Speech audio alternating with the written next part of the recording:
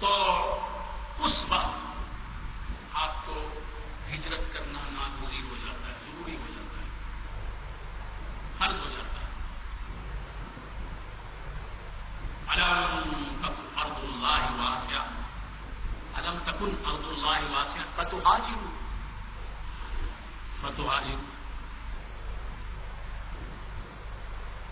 تو عرض کر رہا تھا کہ ہجرت کب ضروری ہے؟ آپ کو اپنے مذہب پر عمل کرنا دشوار ہو گیا، مشکل ہو گیا یا ناممکن ہو گیا، جمعہ نہیں پڑھ سکتے، حج نہیں کر سکتے، نماز نہیں پڑھ سکتے، ایسا تنگ کر دیا گیا تو اس وقت آپ کو، یا آپ اپنے کو مسلمان ظاہر نہیں کر سکتے، اگر ایسا تنگ کر دیا گیا تو آپ کو ہجرت کرنا ضروری ہے، اس وطن کو چھوڑنا ہے، دوسرے وطن میں جانا ہے۔ اور دنیا کے تمام معیار، تمام امصار، تمام مقامات ایسے ہی ہو جائیں آپ کے لیے تو پھر کب ہجرت کر کے فائدہ کیا؟ یعنی میرے اپنے وطن میں بھی میں شاعر اسلام کی پابندی کا احترام نہیں کر سکتا، شاعر اسلام پر عمل نہیں کر سکتا، اسلام کے احکام پر عمل نہیں کر سکتا، دین پر عمل نہیں کر سکتا، اور دوسرے ممالک کو جاتا ہوں تو وہاں بھی یہی پابندیاں، یہی خدمت ہے، تو اس وقت جو ہے مجھے ہجرت کرنے کی ضرورت ہے۔ دوسری جگہ موجود ہے جہاں میں جا سکتا ہوں، مجھے آنے کی اجازت ہے، اور پھر وہاں یہ پابندیاں نہیں ہیں تو مجھے اس وقت ہجرت کرنا ضروری ہے۔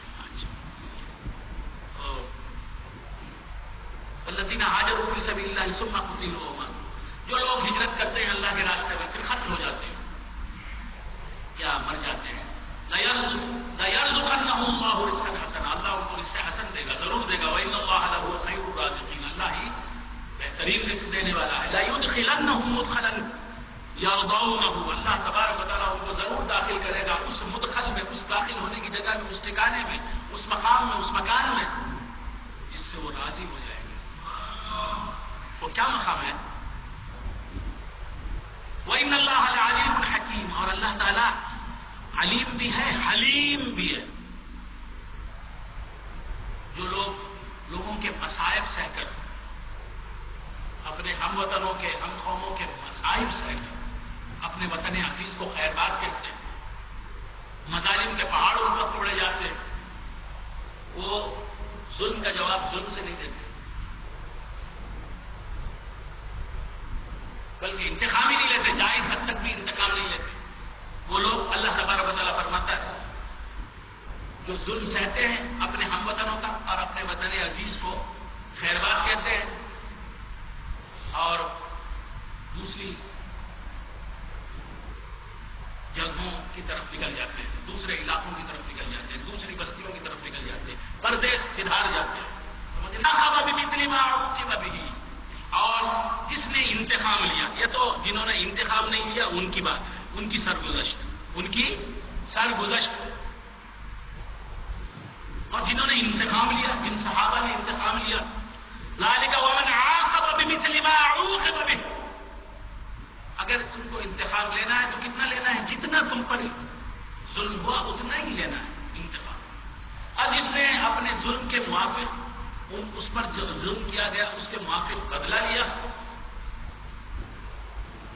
ثُمَّ بُغِيَ عَلَيْهِ، پھر اس کے بعد اس پر زیادتی کی گئی، لَيَنْصُرَنَّ اللَّهُ لَيَنْصُرَنَّهُ اللَّهُ، اللہ تعالیٰ فرماتا ہے کہ اللہ ضرور اس مظلوم کی مدد فرمائے گا۔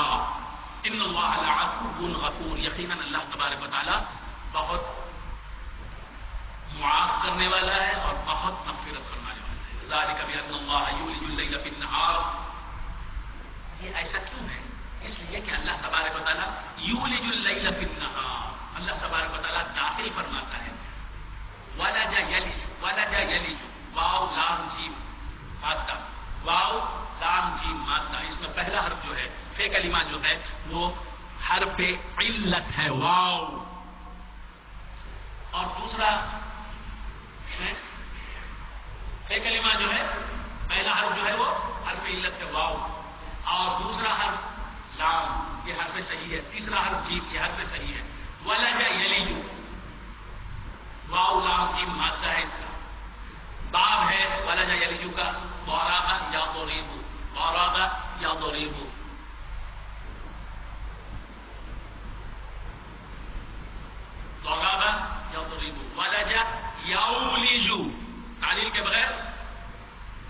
تھا یہ ولجا یولجو، یہ صرف کی بات، عربی صرف.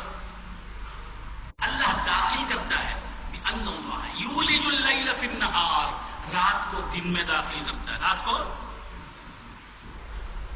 اب رات ہے نا، اب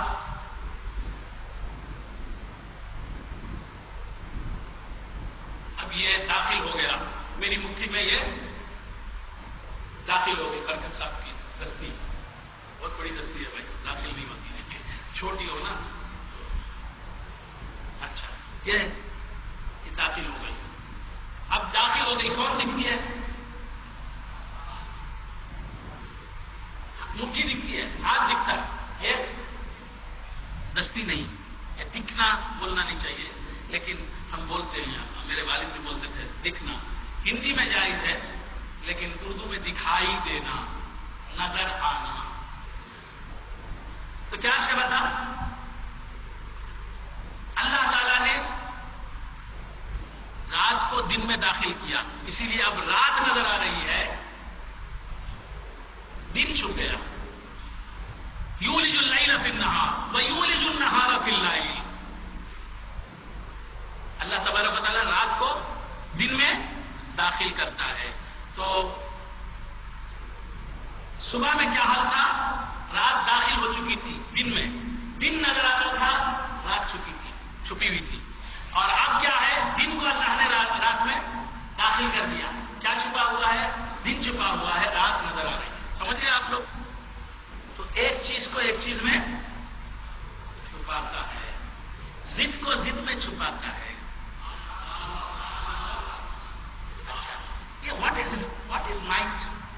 قدردانی کا جذبہ پیدا ہو، سبحان اللہ. ورنہ مدح کی خواہش رکھنا کہ میری لوگ تعریف کریں، ناجائز. میں نے اچھا لباس پہن لیا اس لیے کہ لوگ تعریف کریں، واہ کیا لباس پہنا ہے. میں نے اچھی صورت بنا لی تاکہ لوگ تعریف کریں، کیا صورت بنائی. یہ تو جذبہ غلط ہے. بس عورتیں ہاتھوں میں مہندی لگاتی ہیں. ایک بزرگ کے سامنے اس کی بیوی گئی، جا کے کہا کہ میری سہیلیوں سے میں نے پوچھا میرے ہاتھ کی مہندی کیسی ہے. انہوں نے بہت تعریف کی، مجھے خوشی ہو رہی. کہا یہ تو گناہ ہے، یہ تم پہ مدح ہے، توبہ کر. آج ہمارے سب کام کس لیے ہو رہے ہیں؟ ذرا غور کریں. تعریف اس لیے کہ لوگ، آپ نے کوئی مضمون لکھا، لوگ تعریف کر رہے. شاعری کی لوگ تعریف کر رہے ہیں. پوچھتے ہیں لوگ کیسی ہے یہ، ایسا ہے یہ، واہ واہ واہ واہ. یہ حب پہ مدح ہے، جہنم میں لے جانے والا کام ہے، عام کام. اب اگر عبادت میں آپ نے تعریف کی خواہش کی تو اور زیادہ سخت ہو رہی ہے. مہندی لگا کے وہ اپنے شوہر سے کہہ رہی ہے، بزرگ سے، یہ میں نے میری سہیلیوں کو بتایا کیسا ہے میری مہندی. اس نے کہا تمہارے ہاتھ بہت اچھے ہے، مہندی بہت اچھی لگ رہی ہے، تم نے اچھی لگ رہی ہے.